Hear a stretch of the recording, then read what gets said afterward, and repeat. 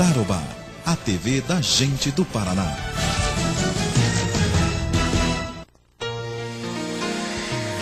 Vitrine Revista. Boa tarde, Londrina. Boa tarde, todo o norte do Paraná. A gente está chegando para te fazer companhia nessa terça-feira gostosa. Hoje o Vitrine Revista está assim, recheado de atrações. No quadro Educação, sabe sobre o que a gente vai falar hoje? Sobre psicoinformática, educação afetiva, com o professor Gustavo Conrado. Isso mesmo.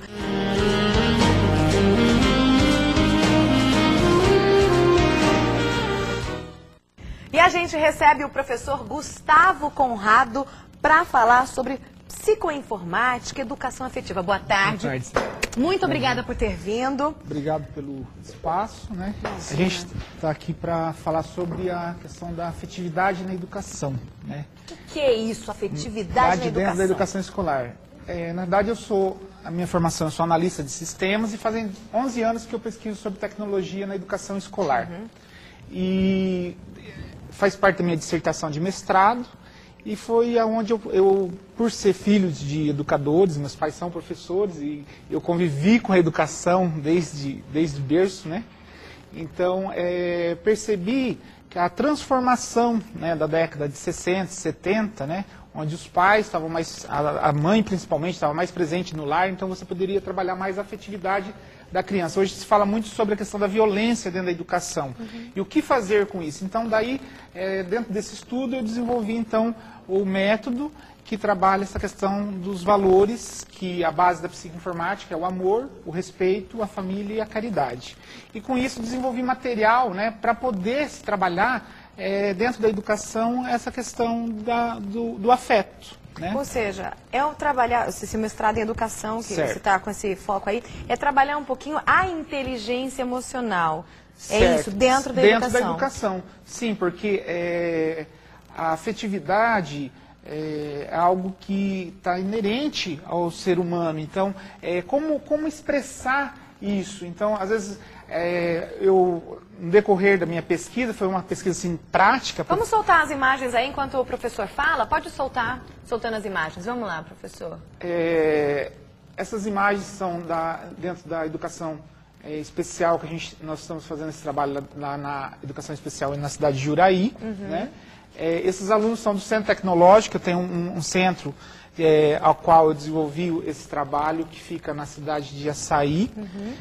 Hoje, na realidade, eu estou mais trabalhando no nível de escritório, ou seja, para estar difundindo o método, né, para que as escolas possam estar utilizando esse recurso para trabalhar a afetividade, porque no século passado o letramento se faz necessário, mas para esse novo milênio tem que se trabalhar a afetividade da criança, porque eu pergunto para você, para o pai ou para a mãe que está assistindo esse programa, aonde está o seu filho agora? Quem está trabalhando a afetividade dele? E também existe, fala assim, aqui minha escola trabalha a afetividade, mas de que jeito? Tem que ter técnica, tem que ter método. Então o método é a psicoinformática educativa, que agrega recursos tecnológicos com sentimento. Daí nós temos esses materiais aqui que podem ser colocados. Essa sala é uma sala de sensibilidade visual, é uma sala que passa uma ilusão ótica, como a criança estivesse dentro do computador, e trabalha a afetividade. Essa daí são algumas mães, que colocou as crianças para estudar com a gente. Essa última mãe que apareceu, foi a pioneira que teve a coragem de colocar a criança para estudar, na verdade, tecnologia, que em 1996 eu iniciei. Então era algo muito novo, não é como agora, né? Então, e a gente tem todo esse material para poder estar usando, né? Ou seja, a escola, ela não é mais somente para ensinar, para alfabetizar, para ensinar matemática, história, geografia. Ela rompeu barreiras, ela tem que está fazendo muito mais. Correto. Então, não adianta, por exemplo, eu falar sobre ecologia sem a criança entender o que é amor.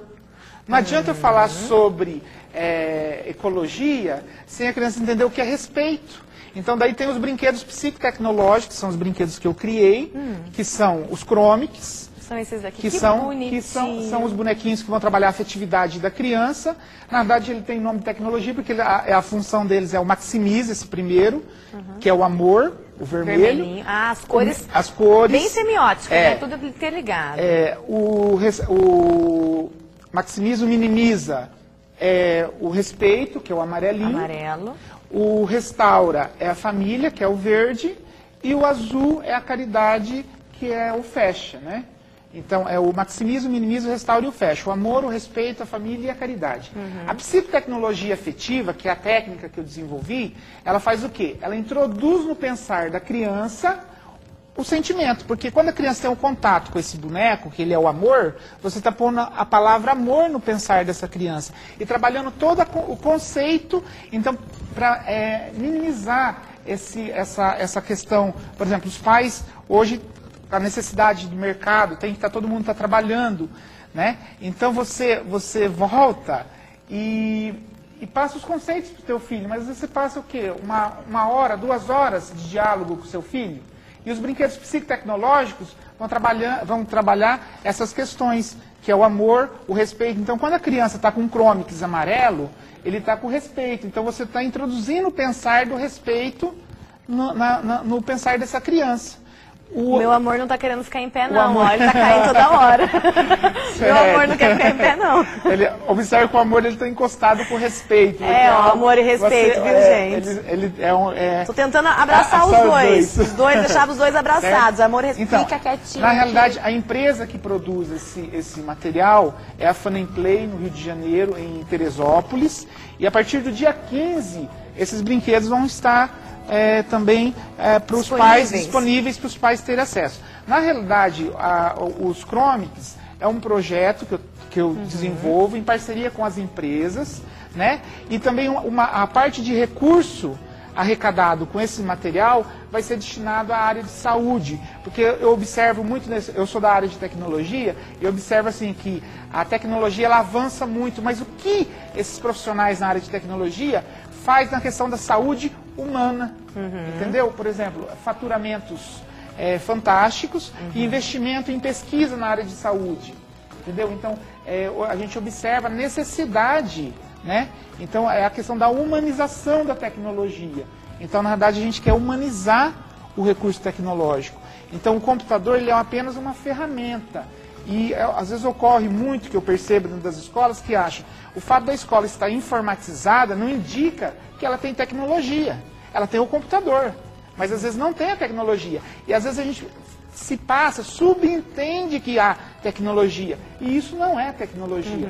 Tecnologia é desenvolver novos pensares com o uso de tecnologia. É promover o pensamento humano. E a psicoinformática educativa trabalha isso, a criatividade. Desenvolver o despertar da criação. Por quê? Aonde estão os novos pesquisadores para solucionar os problemas do nosso planeta? Às vezes estão nas escolas. Eles estão lá fazendo o quê? O primário, né, que seria a primeira série de ciclo de 9 agora, né? E isso, você tem que despertar essa humanização. Então você percebe assim que as crianças, às vezes a escola rotula, por exemplo, a psicotecnologia, ela vem minimizar. Se a criança é muito agitada, ela vem acalmar. Se a criança é mais lenta, ela vem proporcionar uma maior amplitude. Então, por exemplo, fala assim, o que eu faço numa criança hiperativa dentro da educação escolar? As aulas de psico são aulas que vão promover isso. Então, eu defendo a ideia que as escolas devem ter mais psicopedagogos e psicólogos que atuam na área de educação. Né, se faz necessário. Né? Fundamental. Fundamental. Né? Eu deixei meu amor, meu respeito aqui dormindo, porque eles não querem ficar em pé de jeito nenhum. Mas eu quero saber, o que são esses números aqui que você trouxe? Certo. Os círculos lógicos é a partir do estudo que eu fiz dentro da sociologia, né, dentro da filosofia, perdão, que fala que o raciocínio humano ele é lógico. Então, se algo não está indo bem na educação, é porque, de repente, essa função lógica do nosso pensar, direito, esquerda, alguma coisa não está bem. O que acontece? Então, os círculos lógicos vêm trabalhar isso, por exemplo.